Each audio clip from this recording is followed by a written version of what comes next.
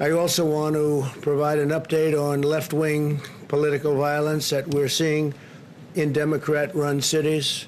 Under my administration, federal law enforcement is working with state and local authorities all over the country to comb through hours of video, track down rioters, looters, and arsonists, and bring them to justice. We've just come up with a report that we've arrested a large number of people. It's over 200.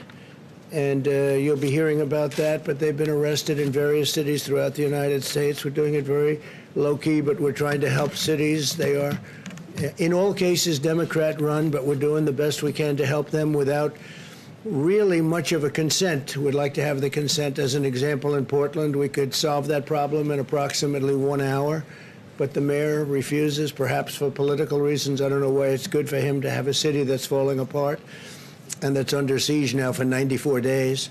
But really, it's been under siege for years, if you know Portland. So to the mayor, I say, whenever you're ready, let us know. We'll solve your problem of violence. We'll solve your problem of crime. We'll arrest those criminals very rapidly, and you'll be able to have some nice evenings in Portland.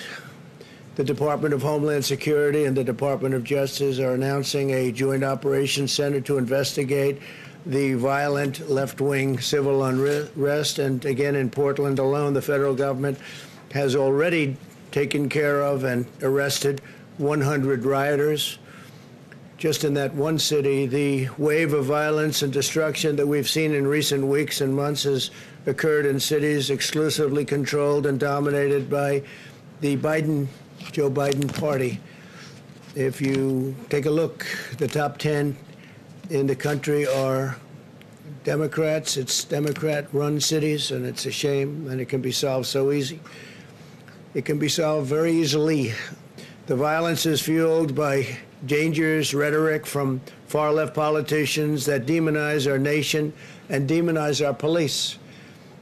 We have to allow our police to do what they're very good at doing. We've taken that power away. They're afraid to lose their pension, their job, their everything. They're afraid to be destroyed.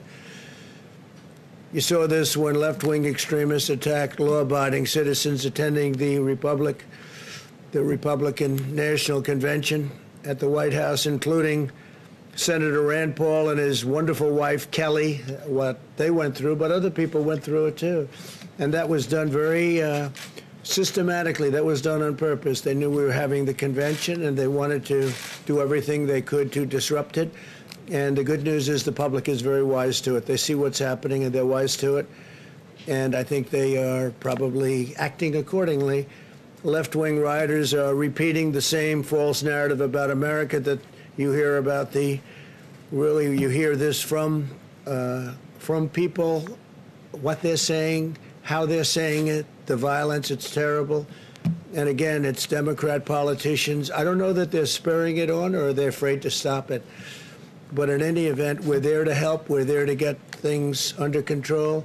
What they did on Thursday night at the White House, just outside of the White House, to people that came from all over the world is a disgrace. It's a disgrace.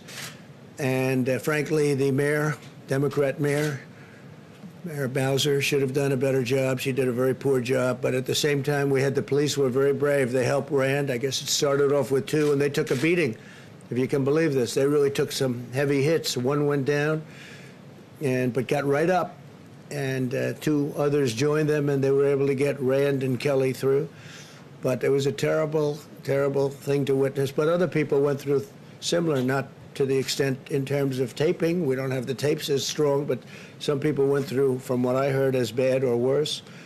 The violent rioters share Biden's same talking points, and they share his same agenda for our nation.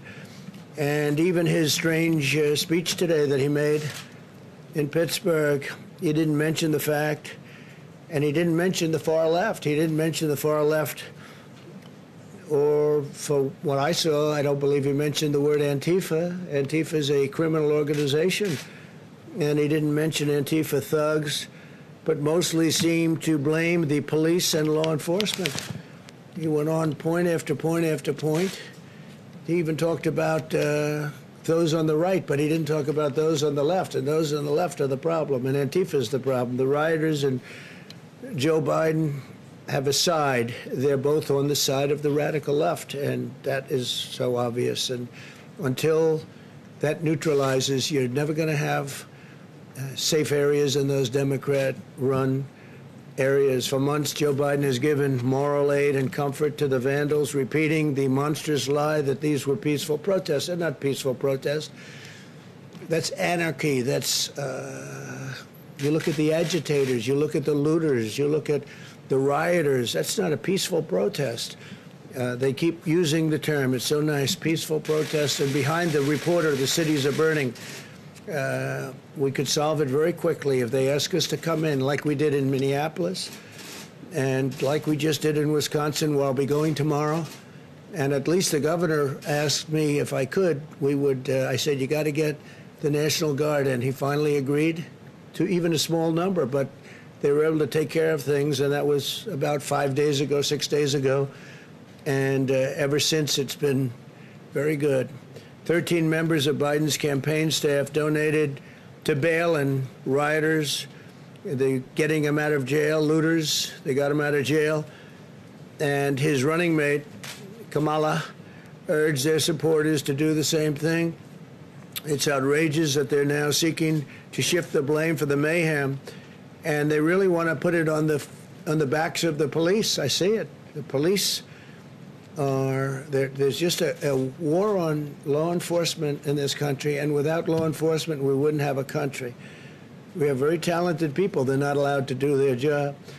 If you give the radical left power, what you're seeing in the Democrat-run cities will be brought to every city in this country. If they have that power, every city in this country could be potentially another Portland or another Chicago where they've had such problems. To defeat them, we must jail lawbreakers, and we must defeat their hateful ideology about this country, about America. We must teach our children that America is an exceptional, free, and just nation worth defending, preserving, and protecting. And that's what we want to do. They want to destroy our country. They're going to destroy our suburbs. But I think I've gone a long way from allowing that to happen.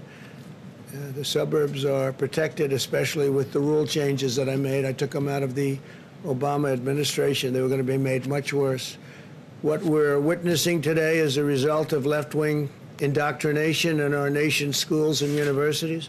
Many young Americans have been fed lies about America being a wicked nation plagued by racism. Indeed, Joe Biden and his party spent their entire convention spreading this hateful and destructive message while refusing to say one word about the violence. They didn't even discuss law enforcement, the police. Those words weren't mentioned. Two words that were taken out were the words under God,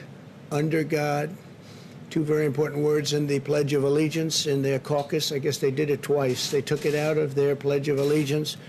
I heard it the one time, and I said, that's strange. That's a big change. I figured they maybe made a mistake. Something happened. No, they didn't make a mistake. Then they did it later on. So they took the word, essentially, they took the word God out of the Pledge of Allegiance. We're not taking the word God out of anything. We're not taking it out of our Pledge of Allegiance, and we're not taking the great word God out of anything.